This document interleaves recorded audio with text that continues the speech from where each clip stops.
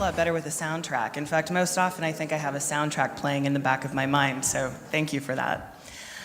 In listening to the conversation today, and actually the most recent panel talk on open banking and authentication and privacy rights, I'm going to reframe a little bit of what we're going to talk about in terms of cryptocurrency, AI, digital identity, and security. What it really comes down to is actually how does data, big data, start to shape identity? How does that facilitate our abilities to be authenticated and to transact? And how is AI framing out how we look at ourselves? So I'd like to invite to the stage the panel that will be joining me for this discussion and enlightening us. Let me take just a moment to call them if you're all ready, gentlemen. And we have David Hunter from Pannovate. And please welcome to the stage. Thank you. We have Xiaolong Li from Ant Financial. We have Miloš Kilibarda from Banca Intesa. And Deepak Sharma from Kotak Bank. Feel free, we're going to cozy up. All right. So I've taken a few notes, precisely because my short-term memory is a little bit shot. But what it's actually come down to, it really is about data being the new currency. And Monica just mentioned that. It's something that I actually discuss quite frequently. And to set the context, I would like us to really consider the hypothesis of data being the new currency. Data is actually identity. And our transaction data, our history, our digital footprint, our credit risk, our appetite for social media and what we reveal becomes a form of identity that allows us to access goods and services. So if data is currency, identity is currency, and given that banks are not going to be able to count on transaction fee revenue for much longer because technology is driving operational costs to zero, what is the next model that we have to look at? And I think identity is one of those things. Identity is a service. So I'd like to put it out there. How does big data actually start to impact the way we look at new banking models? And is this a viable hypothesis? We'll bring in discussion of tech and the tech that contributes to that notion, but I would like to throw it out there. And I know this is a bit of a stunner, but identity is a service. Is this a possibility? David. Okay, thanks for that one. Yeah, I think it is a possibility, actually. I mean, as you may have heard me earlier speaking on behalf of Curve, I'm sitting here representing Pannovate at the moment. I also am chairman of another business, W2 Global Data, and obviously that is exactly what they do. They provide and aggregate and concentrate many sources of data to enable banking and financial services businesses to make qualified, intelligent and smart decisions around how much trust and or service they can provide to their customers. And I really do recognize that using data in a smart way around identity is one of the most critical things that banks have and have been good at for a very long time. And I do believe, we've talked about PSD2 and open banking APIs and the like. You can see potentially the trend for banks to become more and more wholesale in the relationship, but they still have a tremendous amount of data and information about customer that other businesses would love to be able to validate through, and therefore identity as a service, it seems totally natural, yes. So given that GDPR actually allows data portability and the right to be forgotten, and there are a number of different aspects of the regulation, combine that with the move to open banking and permissioning third parties to validate or authenticate. I would propose that it's actually the permission management that is most important. What are some of the current challenges for existing institutions and the legacy technology that they have to manage those permissions? Miloš, how are you looking at authentication and permission to third party and open banking at Banca Intesa? We went quite in the future, I would say. How are you thinking about it then? No, but as a chief security, I would say this can be one possible future what we're speaking right now of, but I'm not sure that banks would like to to have that role in that sense. Having in mind traditional banking and what we were for decades or centuries and what is happening in the last 10 years, what we are speaking about is possibility, but I'm not sure that this is the way we are going. So tell us a little bit about your role at Banca Intesa and what you're focused on in terms of that, how GDPR is affecting you from a security perspective. Well, you know, from local point of view, Serbia is quite different country, and as a candidate for EU, we are trying to push forward, you know, to make regulations and everything you already have in Europe. But as a part of a big group, big banking group, we have to align. We have to align with a lot of things not regulated locally. Data is currency authentication as a service is something maybe we can sell in the future, you know, for this kind of service. But maybe we will try to use authentication of well-known partners and sell the financial service through their channels. So maybe we will do it, you know, vice versa. Just reversed. Yes. So being a payment service provider or an account service provider, I've always said, I've said since I understood PSD2, that banks are missing an opportunity to be both the payment service provider, the authenticator, and the account information provider. And I think in emerging economies, that's one of the things that they're looking at. But for established economies that are still on the growth path, and I think Central and Eastern Europe have a nice runway for growth, that the advantage of playing in the PSD2 regulated European Union space is that they can position themselves to be both payments and account information service providers. Yes. Well, last week I had this unique opportunity to speak to our regulator and to be asked, could you please, there were several banks included, could you please tell us what you need?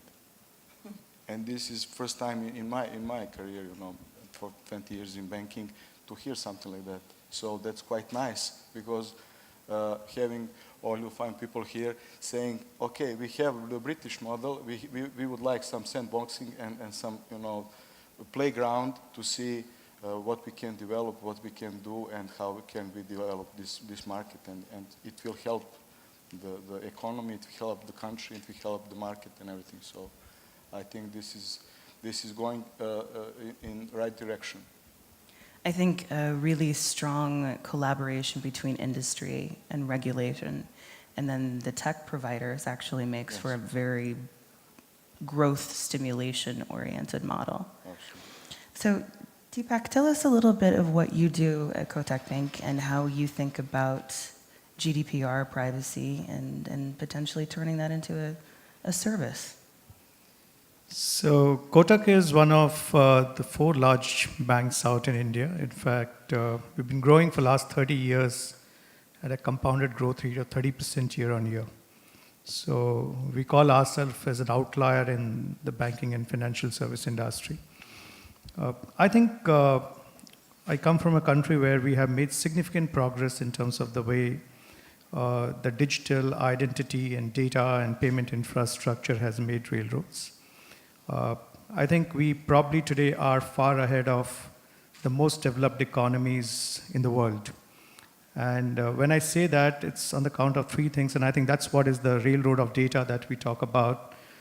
First is the identity, because how do you ensure that the identity, be it in terms of your signature, your document, who you are, is available seamlessly for not just banks, but fintechs or anybody who wants to build a layer on top of that is available. And I think by bringing in what we call Aadhaar, it's a government program, more than 1 billion citizens are all today captured with their biometric and iris, which can be validated real time. So I think that creates the first layer. And I think subsequently, looking at every single transaction, which is a mobile first or with the merchant transactions going through a central database. Now again, that data is available for everybody to make use of.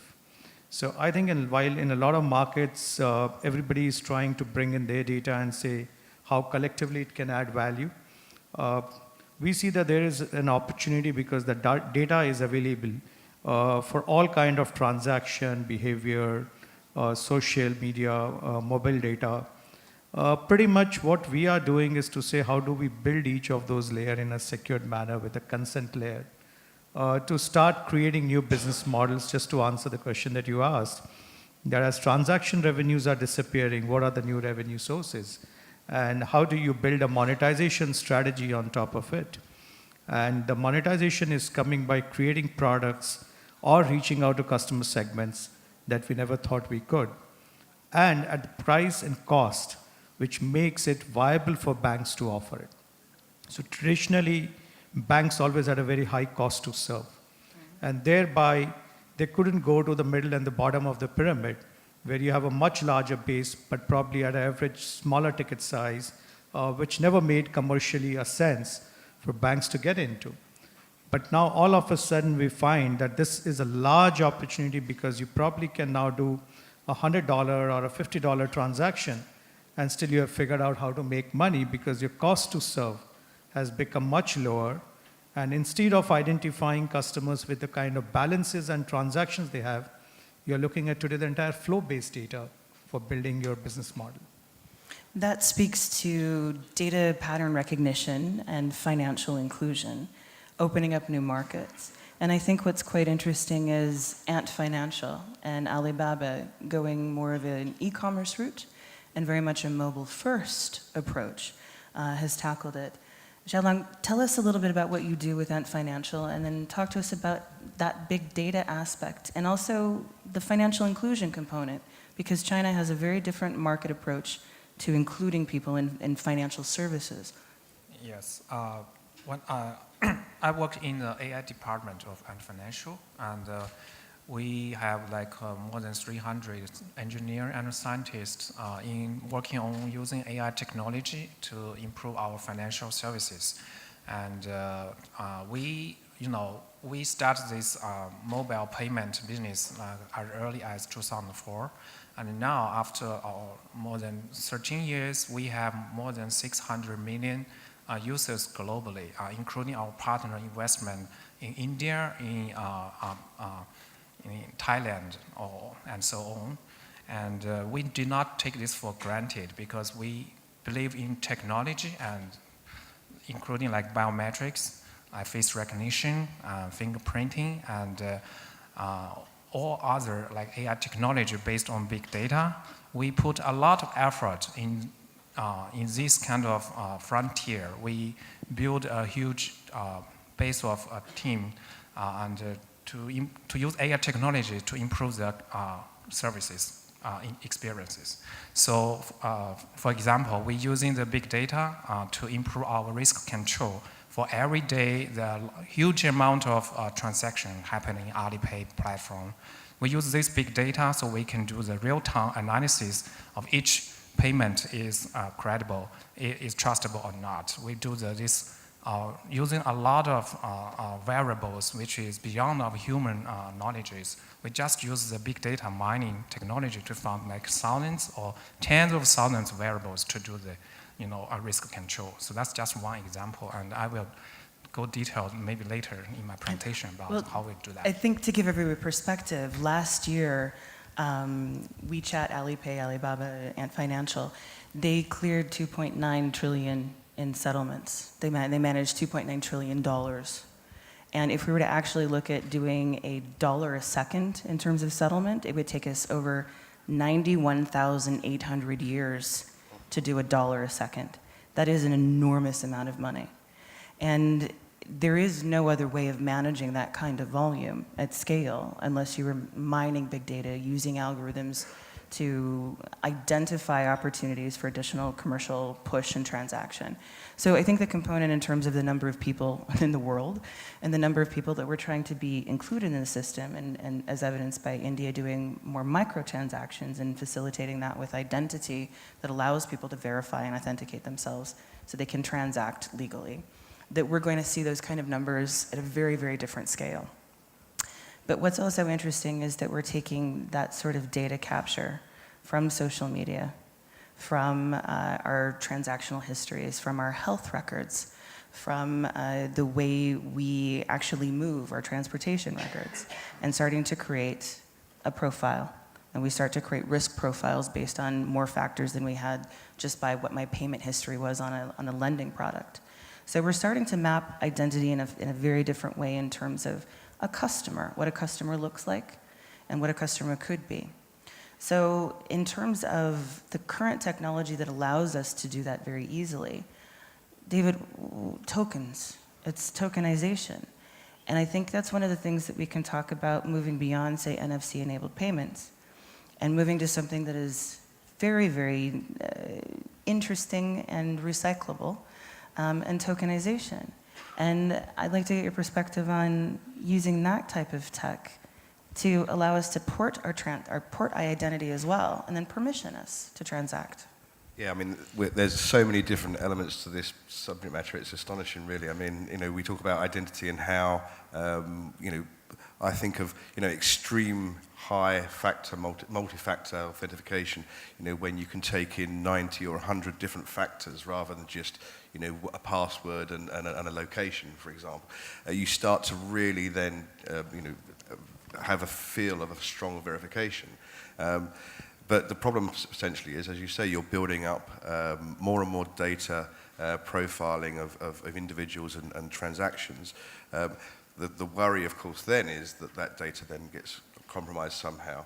And tokenization is a great way to at least distance the data from the transaction, but in a trusted way. And I think that's a very smart, appropriate thing to be looking towards. And we're seeing that now where, when, for example, Apple Pay or the other, Samsung Pay and Android Pay and the likes, are starting to use tokenization so that the card that you're using behind the transaction isn't visible via the retail terminal, but a token, a one-time use token is. I can see that, that's a good way of doing things, and I see that being part of the future.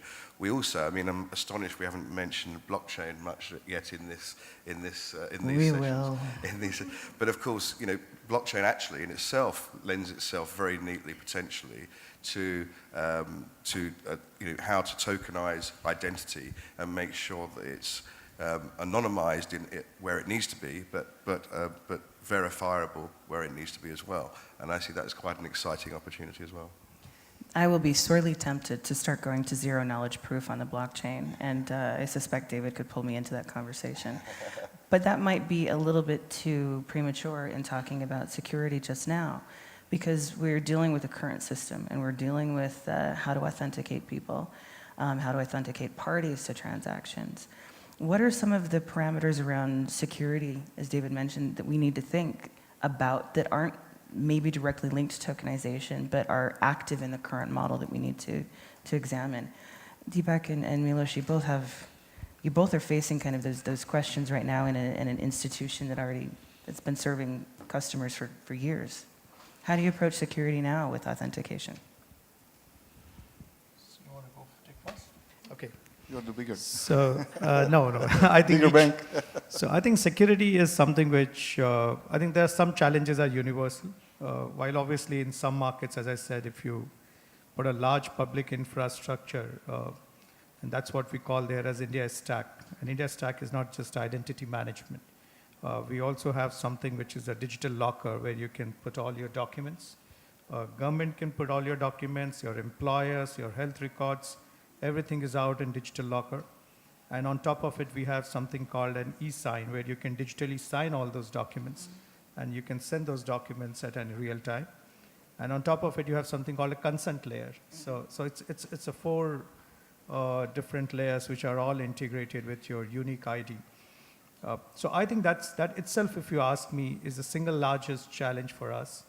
Because when you are building a large public and a citizen service, including payments on that infrastructure, how do you make sure that while everybody has access to it, you still are making sure that it's secure enough?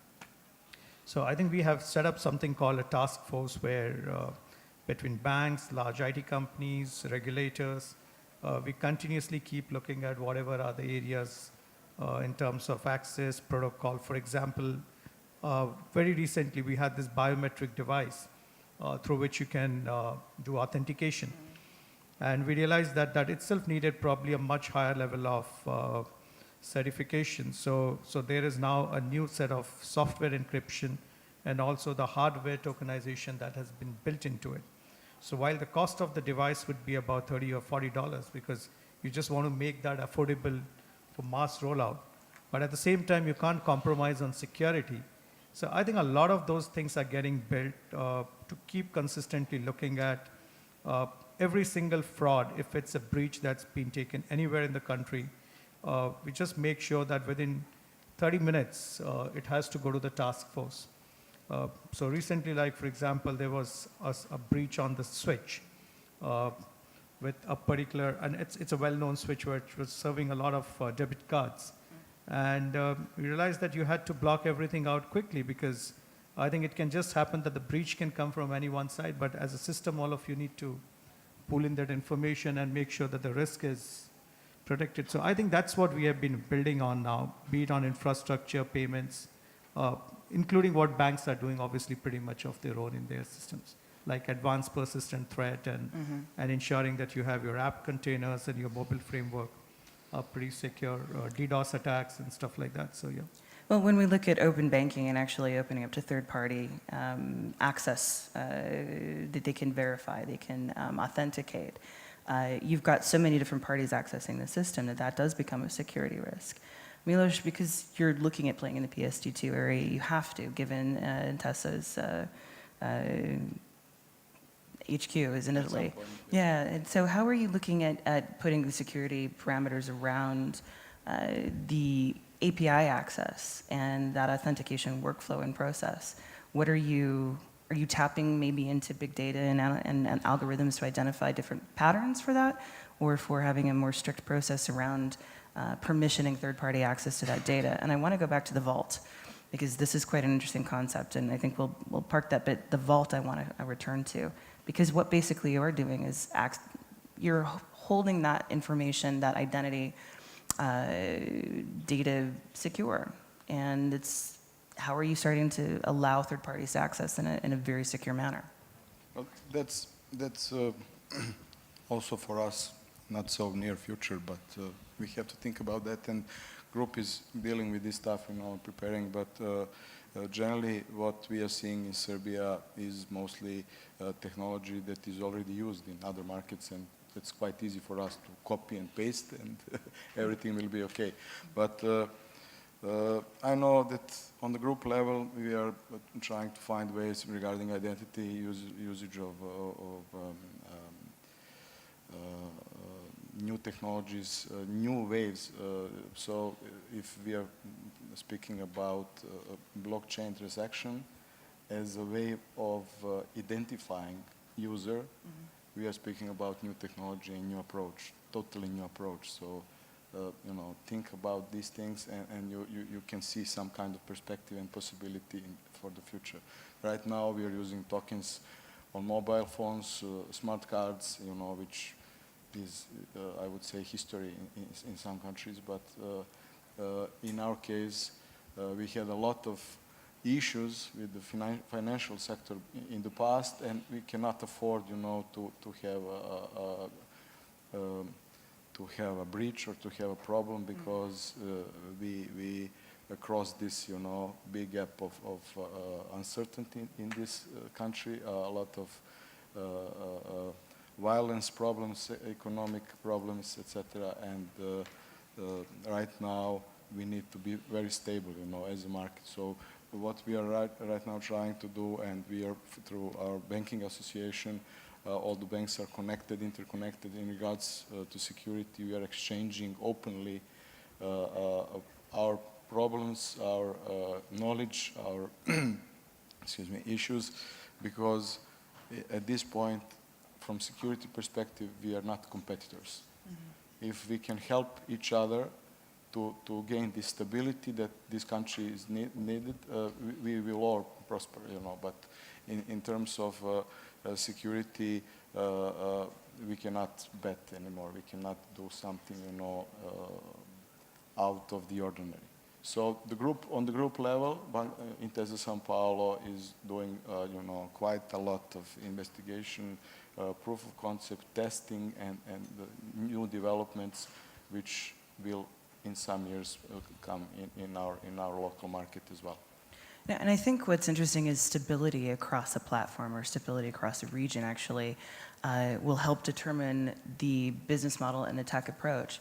And Xiaolong, I'd like to ask you about that particular notion of security and API access, because you do have to provide a lot of API data exchange across a number of different merchants, different payment schemes. How are you approaching it from a tokenization and security perspective in sharing that data? About sharing data, I think there is different stage. Like in the early stage of Alipay, the merchant just share the raw data to us, or they just use our API without that data protection. But nowadays, with the scale is much bigger, and I think the more and more merchant are asked to have protection of the data.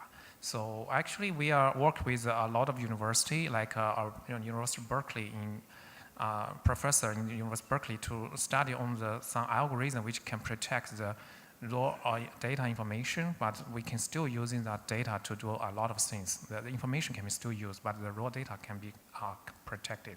So that's one direction. Yeah, I think we are doing that research and development right now. So almost secure data at the source rather than through the application layer. Which is one of the challenges that a lot of banks have, is that they can't necessarily identify the security parameters around the source of the data, but they have it at the application layer. And one of the challenges with open banking is that the banks are actually liable to protect that data, not just at the application layer, but at the source layer. And I've had a number of interesting conversations with some very, very big banks about their inability to identify the source of that data, let alone draw it out of legacy systems. So I think that is one of the primary challenges is actually looking at a secure DevOps environment as we start to create the stack and build the technology or put the technology together and test it. But it's also, can we put the parameters of security around the sources rather than through the API feed? And once we do that, we've covered a little bit of our base. But it does come down to maybe more permissions and being able to access that authentication by third parties. And we've mentioned tokens as a possibility. And Miloš, you mentioned the hardware itself, so the phone and the card are tokenized. Is it possible to tokenize identity as we start to see profile? Can we tokenize an individual when you look at that full stack of biometrics? And it's not just the biometric evidence that's tokenized, but it's beyond that. It's not hardware, it's not profile mapping, but the person as a whole, that whole identity block that you put together. Is that a possibility, Deepak? So we started this, in fact, for the KYC, we started a blockchain initiative there. And we did this with the largest stock exchange there in India, because we realized when the nodes are off, how do we build those identity of investors, which banks can have the real-time access. And obviously, this was initially run as a pilot, but since it's the largest stock exchange in India and it's one of the top 10 in the world, our idea was to see that how we can put all the customer identities and the transaction details, everything, into a ledger, so that it just keeps, as we build this thing, it becomes the way in which customers get identified through this entire transaction cycle. So yeah, we have started to work on this, and I think that's what we see will become much stronger even when you build and share these identity with third party for fintechs or anybody else who wants to validate or authenticate just not the identity, but even the documents and the transactions. So this is one of the questions that comes up around privacy then. If we're having third parties able to access that underlying data to a certain extent, that fully identifies us, fully authenticates us, and we've put that on the ledger, we've actually just obliterated the opportunity for privacy. And at least I'm going to take it to that extreme. So what if we were able to use blockchain rather as a proof mechanism, and it was a compliant proof mechanism? And if banks were able to manage the proofs on the ledger, which basically just says, yes, whatever data has been put through this particular algorithm, it's valid, and it is authenticated, but we don't have to show you exactly what it is composed of. And offering that sort of privacy mechanism on the ledger, where you really became the vault for the full stack of identification, but we merely transacted in the tokens of proofs. David, you're nodding. Yeah, no, Take that to the next level for me. I see it exactly that way. I see, potentially, just as on our smartphones now we have for example, on the Apple phone we have the wallet product with our boarding passes, etc. If we accumulated and managed our own privacy data through the transactions we perform with trusted entities that validate that data, but the data is on our device, owned by us, we control the permission of how much and when that is used. So, for example, if it's something that I want to, go to a casino, all they need to know is that I'm over 18, for example. But on something else, if I'm taking out a loan, they're going to need to know a lot more about credit history, etc. So you give permission for the data that you have. You have much more control. I see that as a nice way to go forward with. So if we took that one step further, then it actually becomes the value-added service. If we're moving away from transactional products and fees that are going to zero, and if we're moving away from assured interest revenue, then it does come down to permissions and power.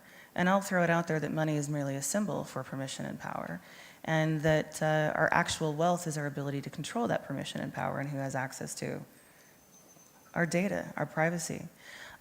Is that a viable model going forward? Does this actually make sense in terms of how we can transact online and how we can purchase an app and how we can verify, how we acquire experiences?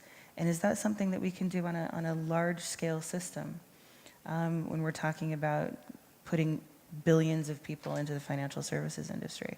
And I'm throwing that open to the entire panel. These are slightly esoteric questions, but done. But that's kind of what really I believe is the future. Is it possible to actually do this at scale, and is it possible to put the parameters of GDPR back into the end customer's hands, even at a corporate level? And maybe I'll ask that to the audience. I think we should ask the audience, actually. Why don't we ask the audience? What are some of the challenges that you see around managing identity and identity as a service, especially in terms of privacy regulations, especially as they were just discussed in the last panel? Or have I just gone off the rails? Because I'm not on a particular scheme, by the way. Yes. Monica. I like to use my outdoor voice, but thank you. I think with GDPR, it's interesting. A lot of people think of it as a constraint, the general data protection regulation. I think we were discussing this last night over drinks. Maybe we need something stronger. But it's all about consent. If you get that consent, and I was interested to hear what you were saying, Deepak. If you get that consent from your customer, I have clients, but client, customer, end user, you can do whatever you want with the data, with their data, as long as you tell them what you're doing with it, when you're doing it, who's doing it, what country it's doing, et cetera, et cetera, et cetera. And as long as it's just as easy for them to remove that consent as it is to give it. That's where I think the banks and companies and the technology isn't quite there to be able to instantly stop, to remove a whole bunch of my data, for example, from HSBC's ledger, wherever it may sit in the world, to remove that or to stop that processing. But once they get to that point, absolutely, big data, DLT, all these words and the esoteric ideas that you're talking about are possible and achievable within the current constraints of the regulation. But I don't think they have the ability to stop once they start now. So absolutely, I think I'll just add to the point, because what we have started to do is both the data aggregation and data sharing is regulated. So unless you are a regulated entity and you just don't need to be the bank, you can be a non-bank, but you need to apply for a license. And if you are a licensed entity, then you have to live with all those obligations, audits, and checks. And obviously, you have to make sure that the complete compliance in terms of how you get data, how do you store it, and then basis consent, how do you share it, is all tracked. So what are some of the things that have to be done at the institute, at the architecture level to make us ready? What are some of the biggest challenges around legacy systems, and is there a way to go around them or to re-architect, put in a middleware layer that allows us to take advantage of this? Is there technology that allows us to jump into that space very quickly?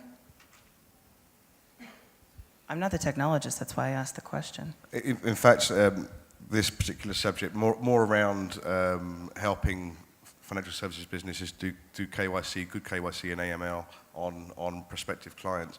We've looked at how we potentially can share more data, making onboarding easier, etc. It's very hard to bring everybody together. We've even done it under the auspices of the EPA Trade Association, where we have billions of dollars worth of payments per year through our membership. But again, it's very difficult, and I think it's actually going to become more of a point of competition in the future, how people manage their data and how they're perceived with how they manage privacy.